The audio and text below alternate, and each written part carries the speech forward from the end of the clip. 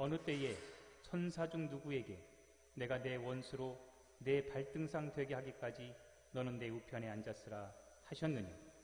모든 천사들은 부리는 영으로서 구원 얻을 후사들을 위하여 섬기라고 보내심이 아니뇨. 성탄절이 다가오면은 우리가 여러 가지 것들을 많이 생각하게 되는데, 그 중에서도 천사에 대해서 생각을 합니다. 천사가 와서 뭐 이것저것 했다, 이렇게 전했다, 여러 가지 얘기들을 듣는데, 오늘 여기 히브리서 1장에서도 천사에 대해서 말씀하고 있습니다. 왜냐하면 그 당시에 성도들이 천사에 대해서 많은 오해를 하고 있었습니다. 천사에 대해서 어느 정도 알기는 아는 것 같은데, 천사와 성도들과 어떤 관계가 있는가, 여기에 대해서 오해가 많았습니다.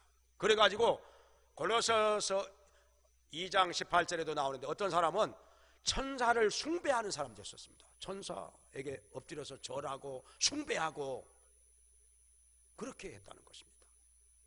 과연 그게 옳은 것인가? 도대체 천사와 하나님의 자녀들과는 어떤 관계가 있는 것인가? 누가 더 위에 있는가? 천사가 높을까요? 하나님의 자녀가 높을까요? 누가 누구를 섬기는 것일까요? 자, 여기에 대해서 말들이 많았습니다. 여러 가지 오해도 많았고, 또 이상한 행동을 하는 사람들도 있었고, 그래서 하나님께서는 오늘의 이 성경을 통해서 우리에게 천사에 대해서 분명하게 말씀을 하고 계시는 것입니다. 자, 그렇다면은, 자, 천사가 도대체 어떤 존재인가? 성경 전체를 통해서 두루두루 한번 살펴보도록 하겠습니다. 자, 첫째로는 천사는 하나님의 피조물로서 하나님을 섬기고 하나님의 심부름꾼이다, 이렇게 말씀하고 있습니다. 피조물이죠. 분명히 천사는 하나님의 피조물이죠. 그렇기 때문에 하나님과 동등하지가 않습니다. 그래서 하나님께 경배하는 것과 똑같이 천사에게 경배할 수는 없다는 것입니다. 천사 숭배, 이것은 안 된다는 것입니다. 천사는 하나님이 아니기 때문에 우리가 경배하는 것은 오직 하나님께만 하라고 말씀하셨습니다. 예수님 말씀하시기를 마태복음 4장에서 주 너의 하나님께 경배하고 다만 그를 섬기라 하였느니라, 이렇게 말씀하고 있습니다. 예, 하나님만 우리에게 경배를 받아야 할 분이라고 하는 것입니다. 천사는 피조물입니다. 하나님께서 만드신 피조물이기 때문에 천사에게 숭배해서는 안 된다는 것입니다. 천사는 뭐 하는 것이냐? 하나님의 심부름꾼입니다. 하나님의 심부름꾼. 하나님께서 이거 하라 하면 이거 하고, 저거 하라 하면 저거 하고, 어디 가서 이런 말씀 전화를 하면 또 전하기도 하고, 하나님께서 시키는 대로 심부름하는 자인 것입니다. 그래서 천사를 다른 이름으로는 주의 사자라, 여호와의 사자라, 이렇게 말씀합니다. 사자, 심부름꾼이란 말이죠. 서번트, 심부름꾼이란 말이죠. 근데 이걸 몰라가지고 천사를 하나님하고 비슷한 존재로 알아가지고 하나님, 천사를 숭배하는 사람도 있었고, 천사에게 꿇어 엎드려 가지고 기도하는 사람도 있었고, 이거 말이 안 되는 거죠. 몰라서 그러는 거죠.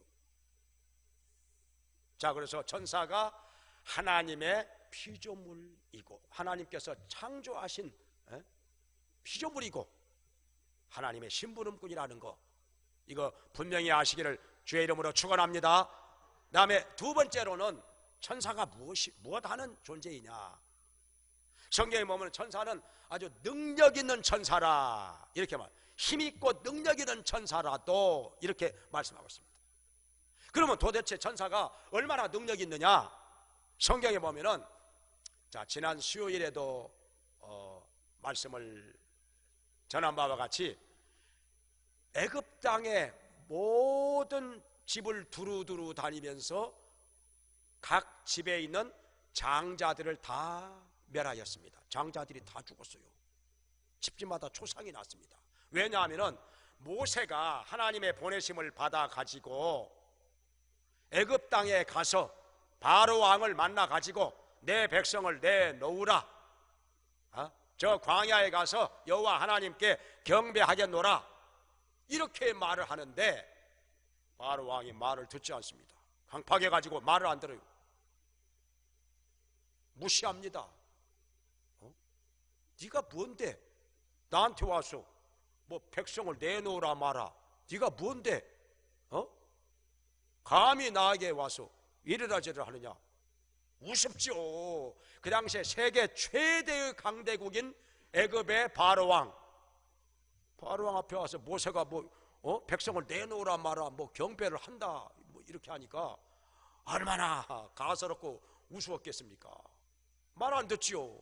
그러니까 하나님께서 애굽 땅에 재앙을 내리십니다. 이런 재앙 저런 재앙 저런 재앙. 그래도 말을 안 들으니까 마지막에는 천사를 보내가지고 천사가 애굽의 온 땅을 두루다니면서 각 집에 있는 장자들을 다 죽였습니다.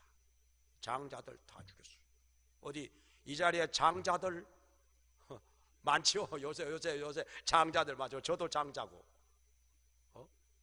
그때 애굽 땅에서 살고 있는 사람이었다면요, 장자들 다 죽었어요. 그날 밤에 다 죽었어요. 그러니까 천사 하나가 온 그 하룻밤 동안에 그 넓은 애굽 땅을 두루두루 다니면서 집집마다 장자들을 다 죽였다는 거죠. 이렇게 능력이 있다는 것입니다.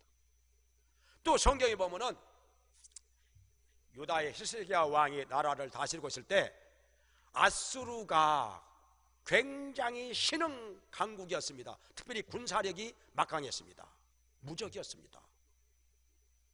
아수리의 대군 18만 5천 명이 유다에 쳐들어와서 예루살렘 성을 에워싸고 있는데 히스기야 왕이 하나님께 부르짖고 간구합니다.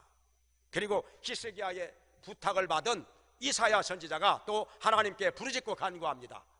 하나님께서 그 기도를 들으셔서 먼저 이사야 선지자를 통해서 말씀을 하십니다. 그 말씀하신 바대로 천사가, 하나님께서 보내신 천사 하나가, 둘도 아닙니다, 하나가 내려와서 아수리의 대군 18만 5천 명을 하룻밤 동안에 모두 송장으로 만들어 버렸습니다. 다 죽였습니다. 하룻밤 동안에 다 죽였어요. 아침에 일어나 보니까 다 시체로 변해 있었습니다. 얼마나 능력 있는 천사인 것입니까? 천사가요.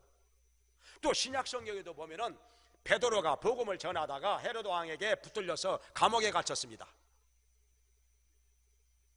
다음 날이면 베드로를 끌어내어서 죽이려고 했습니다. 근데 베드로 봐요. 감옥 안에서 평안히 잠을 자고 있네요. 여러분 같으면 그렇게 할 수 있겠습니까? 내일이면 끌려나가서 목에 잘려 죽을 판인데 잠 오겠습니까? 편안하게 단잠을 자고 있습니다. 세상 모르고 코를 골고 잠을 자고 있어요. 이게 뭐냐? 하나님께서 주시는 평안인 것입니다. 이 하늘의 평안, 이건 환경 다 초월합니다. 내일 죽을 거라고 하는 걸 알면서도 평안하게 잠을 자요. 다 맡기고, 주님께 다 맡기고. 그런데요, 그날 밤에 예루살렘의 성도들은 뭐 하고 있었느냐? 마가의 집에 모여가지고 철야하면서 부르짖고 간구하고 있었습니다.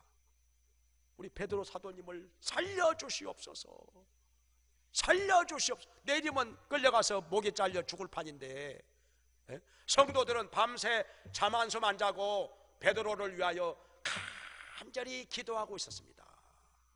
철야하면서 부르짖고 간구하고 있는데 하나님께서 그 기도 들어주신 것이죠. 그래서 천사를 감옥에 보내가지고 베드로를 깨워 그래가지고 끌어냅니다. 근데요, 감옥문이 닫혀있는 상태에서 베드로가 빠져나와서 어디로 나왔는지 어떻게 나왔는지도 모르고 감옥문은 그대로 그냥 잠겨졌어. 근데 베드로는 빠져나왔어요. 천사가 그렇게 끌어낸 것입니다. 그리고 성문도 닫혀있는데 그냥 베드로가 천사를 따라서 그대로 통과해서 지나갑니다. 파수꾼들은 알지도 못합니다. 누가 지나갔는지도 몰라요. 그렇게 해서 베드로는 지금 자기를 위해서 밤새 기도하고 있는 성도들이 있는 마가의 집 앞에까지 오게 된 것입니다. 천사가 인도한 것이죠. 이것이 천사의 능력인 것입니다. 그리고 그 교만에 빠진 헤로드 왕, 자기를 하나님이라고 하니까 하나님과 영광 돌리지 않고 그냥 교만해져 가지고 우쭐대고 자기가 마치 하나님이 된 것처럼 착각을 하고 있는 헤로드 왕, 주의 사자가 침해, 이 천사가 침해 충이 먹어 죽은지라. 그냥 그렇게 인생 끝났습니다. 천사가 한 번 치면 그냥 그 인생 끝나는 것입니다. 가는 것이죠.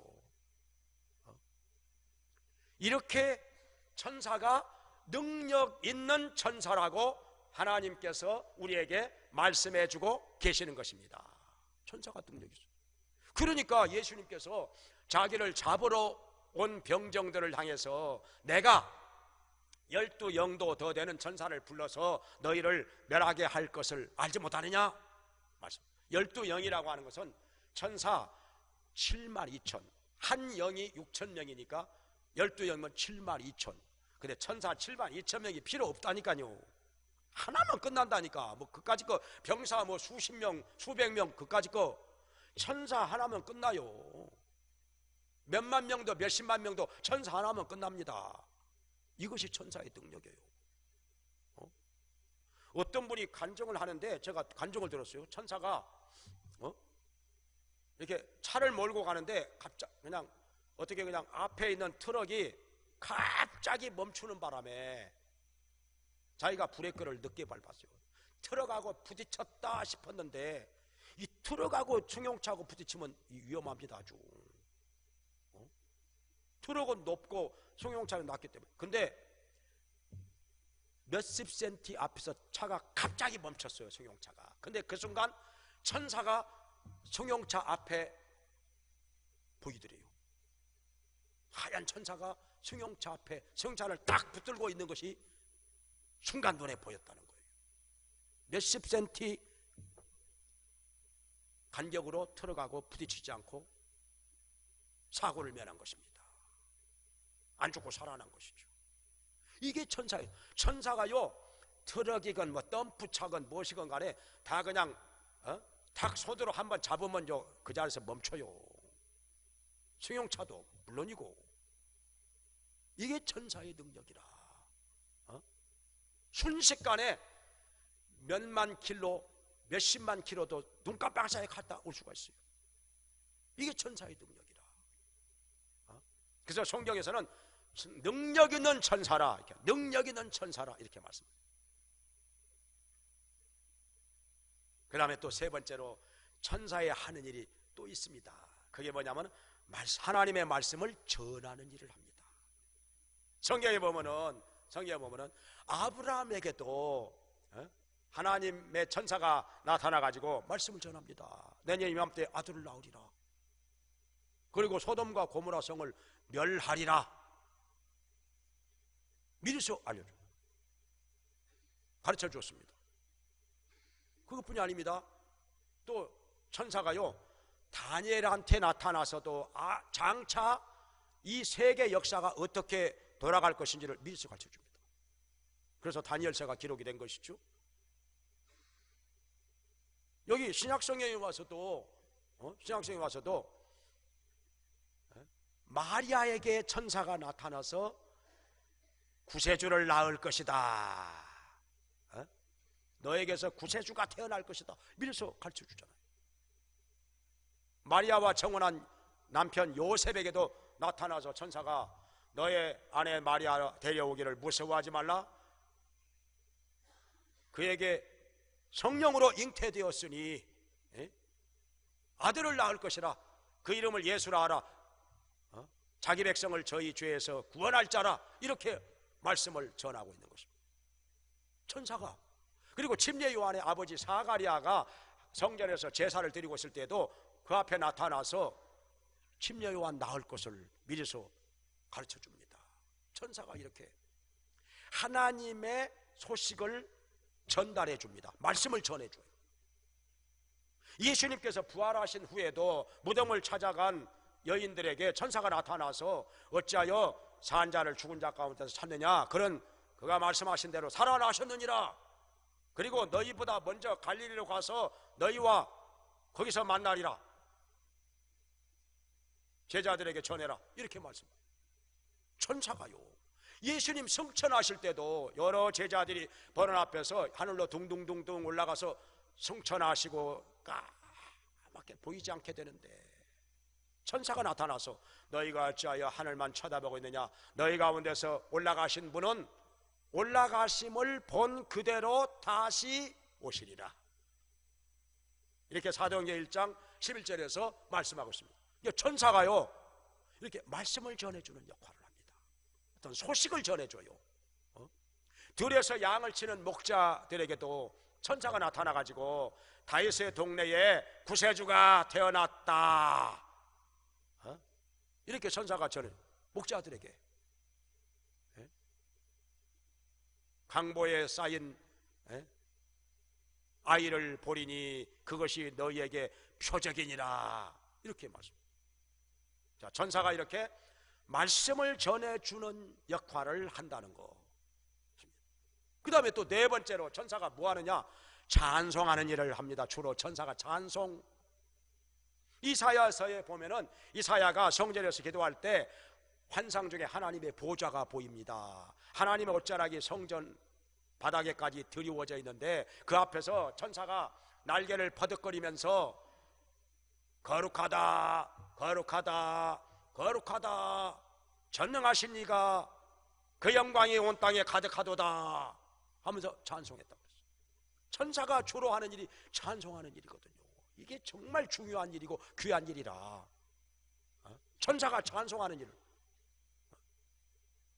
천사가 들에서 양을 치던 목자들에게 구세주가 베들레헴에서 탄생하신 것을 알려줄 때에도 하늘에서 호련히 수많은 천군과 천사들이 날아다니면서 찬송을 했습니다. 하늘에서는 하나님께 영광이요 땅에서는 기뻐하심을 입은 사람들 중에 평화로다. 찬송을 제가 뭐 흉내를 먼저 줘서 안 들어봐서 그때 천사들의 찬송가 소리가 얼마나 우렁차고 아름답고 장엄했을까요? 얼마나 좋았을까요? 뭐 못 들어봤으니까 뭐 그때 딱 스마트폰이 목자들이 스마트폰 하나 갖고 있었으면 그냥 딱 동영상으로 떠났을 텐데 그래가지고 오늘날 우리들한테까지 들려줬을 텐데 그때 뭐 그런 게 있어야죠 말이요. 응? 녹음기도 없던 시절인데 어떻게 이걸 전할 수가 있겠습니까? 지금이야 뭐 지금 같았으면 얼마나 좋아. 금방 그냥 스마트폰 꺼내가지고 요새 좀 뭐 동영상 촬영하고 녹음하는 거 5살짜리도 할 줄 아더라고요. 전에 보니까 5살짜리도 할 줄 알아 그걸. 얼마나 좋아서. 천사가 주로 하는 일이 찬송하는 일, 찬송하는 거, 하나님을 찬송하는 거. 그 다음에 5번째로 천사가 하는 일이 또 있어요. 싸우는 걸 해요. 천사가 싸우는 거. 누가 싸우냐? 마귀와 싸우는 거.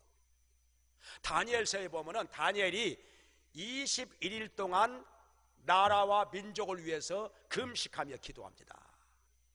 근데요 하나님께서 한 천사에게 응답을 주어서 다니엘에게 보내셨습니다.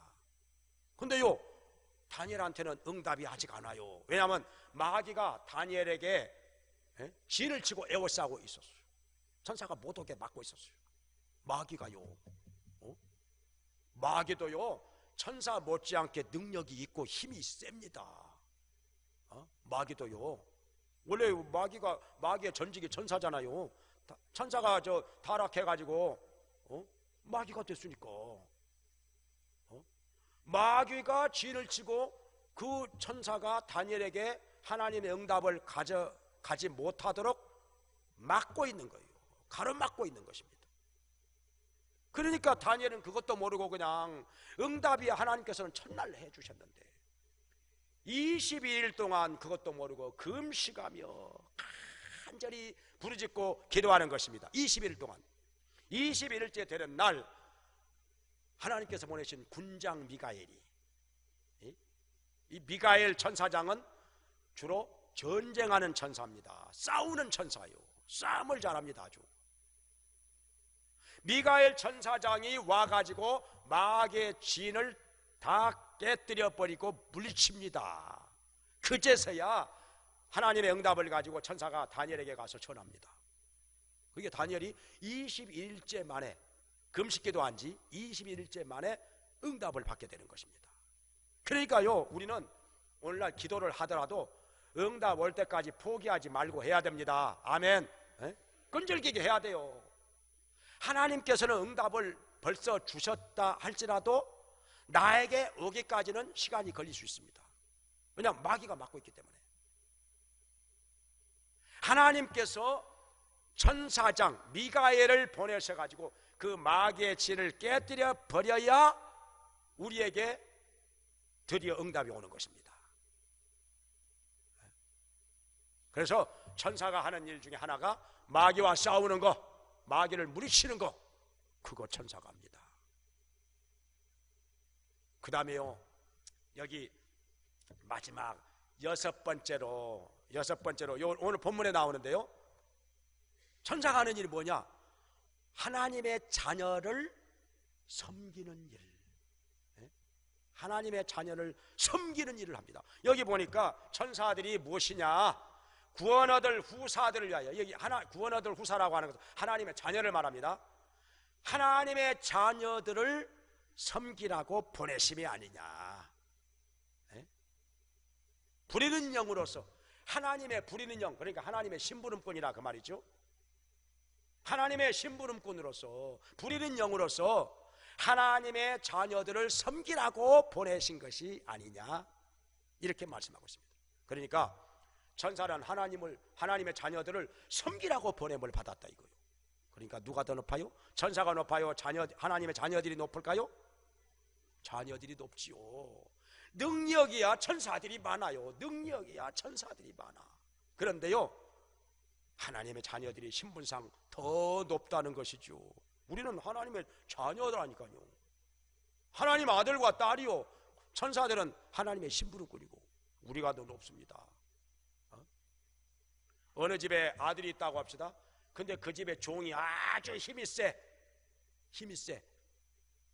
그래도 아들이 높다 이거예요.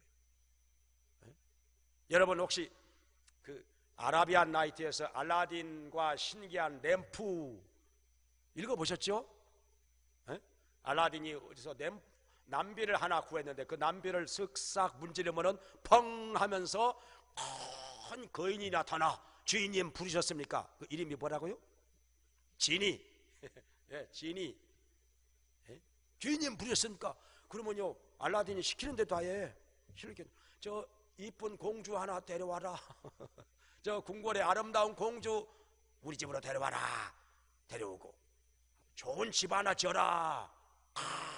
큰 집을 그냥 하룻밤 사이에 지어놓습니다. 어디 가서 보석 가져와라. 보석도 가져오고, 뭐 가져와라 하면 뭐 가져오고, 그냥 뭐 순식간에 그냥 날아갔다가 가져옵니다. 그걸. 그러니까 누가 높아요? 지니가 높아요? 알라딘이 높아요? 알라딘이 높아. 남비의 주인이 여기 있는 지니의 주인이에요. 시키는 대로 합니다. 그냥 명하는 대로 해요. 동화이긴 하지만은 그와 같다 이 말이죠. 그래서 천사들이요, 우리 사람을 여러 가지로 도와주는데요, 기도할 때도 그 힘을 북돋아 줍니다. 예수님께서 겟세마네 동산에서 기도하실 때 천사가 내려와서 기도에 힘을 돕더라 이렇게 말씀하고 있죠. 우리가 기도할 때 때로는 힘들고 피곤할 때가 있어요. 때로는 마귀가 방해도 하고, 마귀가 방해도 하고요. 그런데요, 천사가 내려와서 기도에 힘을 북돋아 주면은요, 기도를 하면 할수록 힘이 나, 기도를 하면 할수록 몸이 가벼워져 날아갈 것 같고 기쁨이 넘치고, 할렐루야. 그래가지고 기도할 때 이렇게 되면요, 시간 가는 줄 몰라요. 1시간, 2시간 금방 지나갑니다. 그냥 잠깐 한 것 같았는데 그냥 기도 시간 1시간, 2시간 지나갔어요. 그냥 어쩔 때는요, 밤새 철야기도 할 때도요, 잠깐 한 것 같은데 그냥 새벽 예배 시간 되었어. 천사가 내려와서 힘을 북돋아 준다는 거죠. 마귀를 물리쳐 주기도 하고, 또 우리를 불의의 사고 당하지 않도록 도와주기도, 지켜주기도 하고요. 우리를 하나님의 택하신 백성들이 있는 곳으로, 예비된 백성들이 있는 곳으로 전도자를 인도해 주기도 합니다. 우리가 전도하려고 할 때 택한 백성 만나서 복음을 전해야 그들이 돌아오잖아요. 근데 우리가 어떻게 합니까? 택한 백성을, 하나님께서 예비하신 백성을 누군지 압니까? 내 천사가 인도해 준단 말이에요. 그들에게 복음을 전하도록 인도해 준단 말이죠. 여러 가지로 또 풍랑에 밀려 떠내려가는 배 안에 있는 바울에게 천사가 나타났잖아요. 두려워하지 말라. 가이사 앞에 네가 서야 하겠고, 그리고 이 배에 탄 사람들의 생명을 다 너에게 주리라. 얼마나 바울이 담대하게 그 말을 전합니까? 배에 탄 사람들에게. 바울이 그냥 선장노릇 다 합니다. 그냥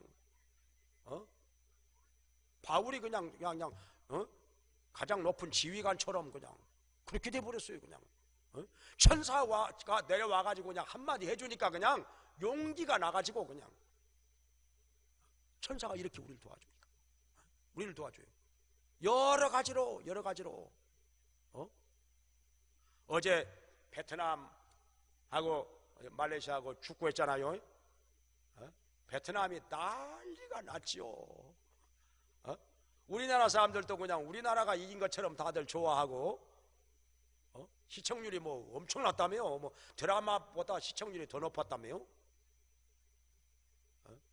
베트남이 1대0으로 이기고 난, 이것도 축구도요, 하나님이 천사를 보내가지고 공을 빵 차면 골대 안으로 탁 들어가게 그것도 천사가 해줄 수 있어요. 근데요, 저쪽에서 찬 것은 살짝 빗나가게 만들어, 아니면 크로스바 맞고 튀어나오게 만들어 천사가 할 수 있다니까요. 그거 돼지머리 잘라놓고 빌어봐야 돼지가 못 도와줘요. 축구 소용없어요. 그 미련한 짓 이제 그만하라고 그래요. 돼지가 뭐 축구할 줄 알아요? 산 놈도 축구를 못하는데 죽은 놈이 어떻게 축구를 해요? 죽은 돼지가 어떻게 축구를 도와줘? 참 답답하기는 정말. 천사가 축구하는 거 도와준다니까요. 그냥 베트남 선수들은 그냥 더 막 천사들이 확 그냥 살짝 붙들어 줘가지고 달리기도 더 그냥 빨리 하게 만들고, 공도 차면 그냥 더 힘있게 정확하게 차도록 유구한다. 근데 저쪽에서 차면 발목을 살짝 잡아버려 천사가. 야, 공이 엉뚱한 데 나가버려.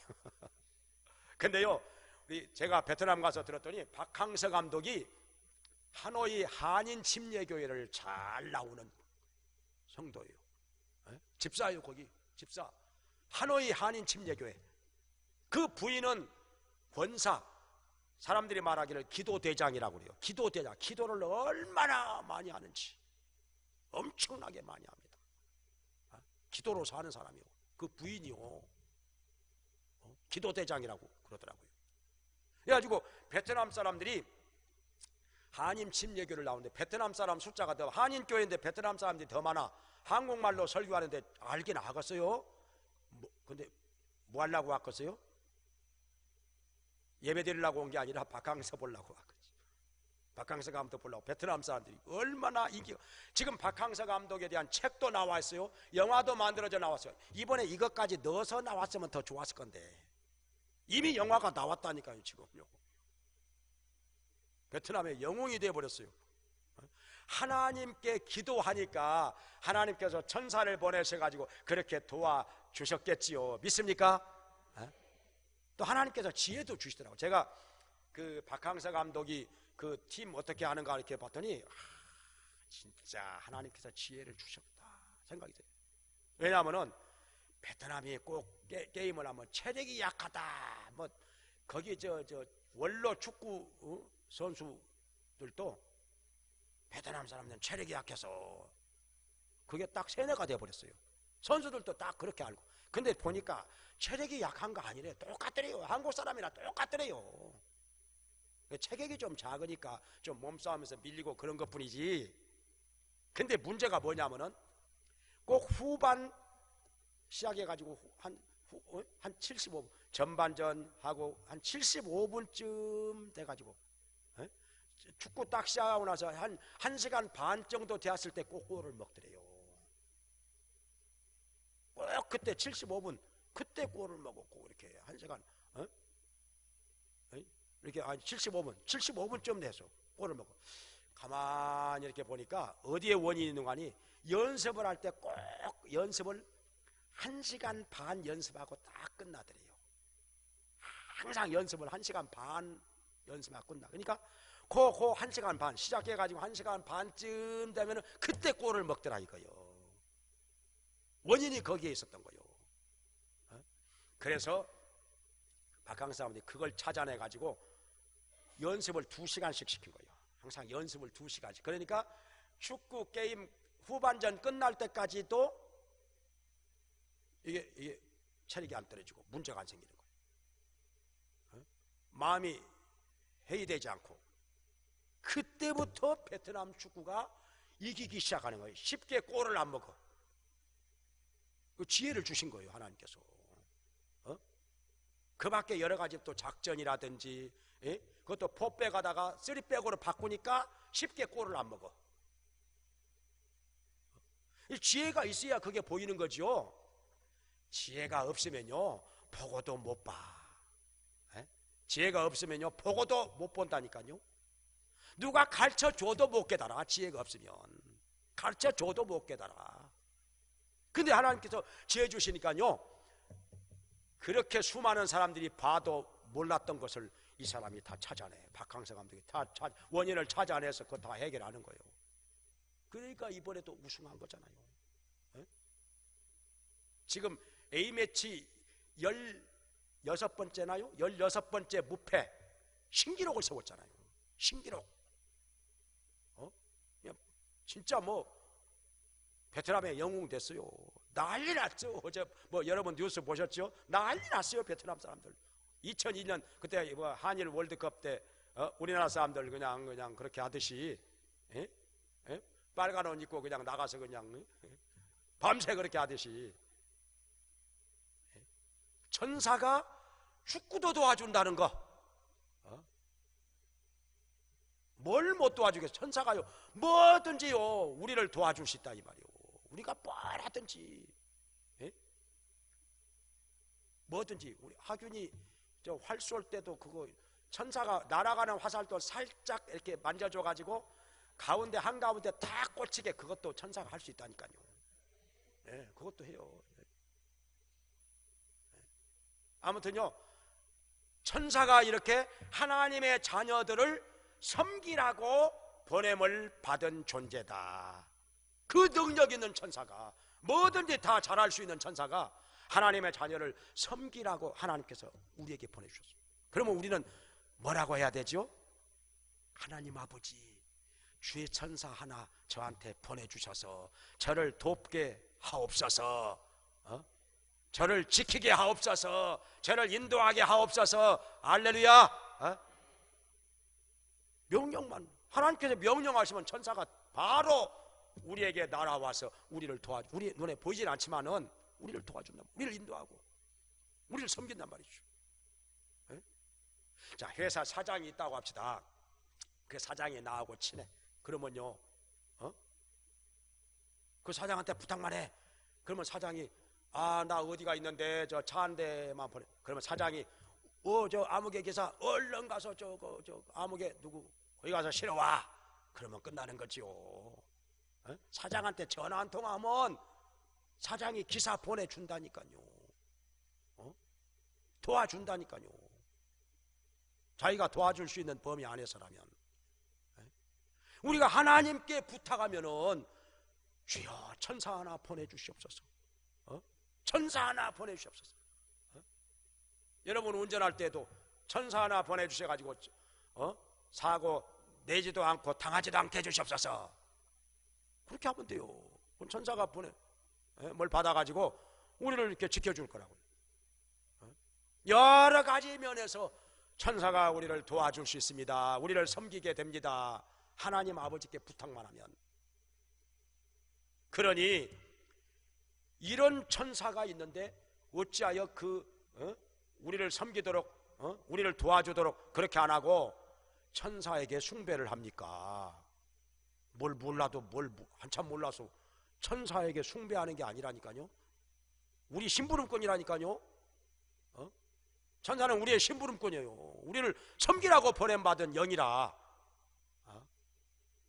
하물며 여기 히브리서 1장에 나오는데 예수님하고 천사, 어떤 사람은 예수님이 천사와 비슷하다, 천사 중에 하나일 것이다, 이렇게 말하는 사람도 있어요. 말이 안 되는 얘기죠. 예수님이 천사 중에 하나라고요? 그래서 그런 사람들이 있기에 여기 히브리서 1장에서 여러 가지로 말씀하십니다. 자, 하나님께서 언제 천사 중 하나에게 너는 내 아들이라, 오늘날 내가 너를 낳았다, 이렇게 말씀한 적이 있느냐? 천사는 아들이라고 말하지, 하나님께서 천사를 향하여 내 아들이라 말해본 적이 없다, 그 말이죠. 예수님께 대하여 그렇게 말씀을 하셨지 천사들에게 내 아들이라 그렇게 말씀하지 않았단 말이죠. 천사는 하나님의 사자, 하나님의 심부름꾼이지.